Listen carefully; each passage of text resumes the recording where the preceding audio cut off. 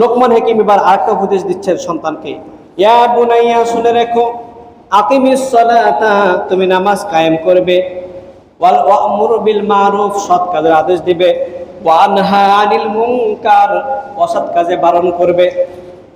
আকিমিস সালাত, তুমি নামাজ কায়েম করবে। নামাজ কায়েম করলে কি হয়? ইন্নাস সালাতা তানহা আনিল ফাহশাই ওয়াল মুনকার, নিশ্চয় নামাজ ফাহিশা এবং মুনকার কাজ থেকে বিরত রাখে। এক ব্যক্তি নবীজির কাছে আসলো, এসে বলল, ইয়া রাসূলুল্লাহ, ইয়া হাবিবাল্লাহ, আমি নামাজ পড়ব, রোজা করব, তবে ব্যভিচারী করতে ছাড়তে পারবো না।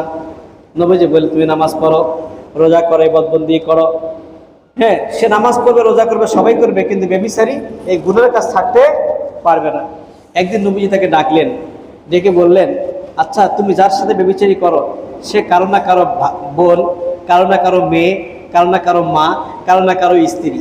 আচ্ছা, তোমাকে আমি প্রশ্ন করি, শোনো, যে তোমার সামনে যদি তোমার কোনো বোনকে নিয়ে কেউ ব্যভিচারী করে, তুমি কি সেটা মেনে নেবে? কয় না, ওর গর্দান উড়িয়ে দেবো।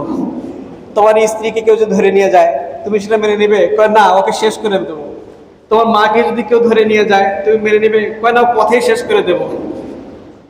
এই যদি হয়, তাহলে তুমি যার সাথে ব্যভিচারী করছো সে তোমার মতো কারো না কারো বোন, কারো না কারো মা, কারো না কারো স্ত্রী। তখন লোকটার হুঁশ ফিরল, সে বলতেছে, ইয়া রাসূলুল্লাহ, ইয়া হাবিবাল্লাহ, আমি আর কোনোদিন এই কাজ করব না, আমি আর কোনোদিন এই কাজ করব না। ইবাদতবন্দি করতে হবে, পাশাপাশি সৎ লোকের সোহবতে থাকতে হবে। সোহবত যদি না থাকে তাহলে কিন্তু ইবাদতের মজা পাবেন না, স্বাদ পাবেন না। হ্যাঁ, ইবাদতের মধ্যে একটা মহাব্বত আসলে তো আপনি স্বাদ পাবেন, মজা পাবেন। এর কিসের দ্বারা হয়? নেক লোক, আল্লাহর লোকের সোহবতে হয়। এই জন্য আল্লাহ তাআলা বলেছেন, ইয়া আইয়ুহাল্লাযীনা আমানুত্তাকুল্লাহ ওয়া কুনু মা'আস সাদিকিন, ঈমানদারগণ, আল্লাহকে ভয় করো আর সত্যবাদীদের সাথী হও। সত্যবাদীদের সাথী হও। সাথী হতে কেন বললেন? এই জন্য ভালো লোকের সঙ্গী হতে হবে। সঙ্গী যদি খারাপ হয়, আপনার সন্তান খারাপ হবে, আপনি নিজে খারাপ হবেন।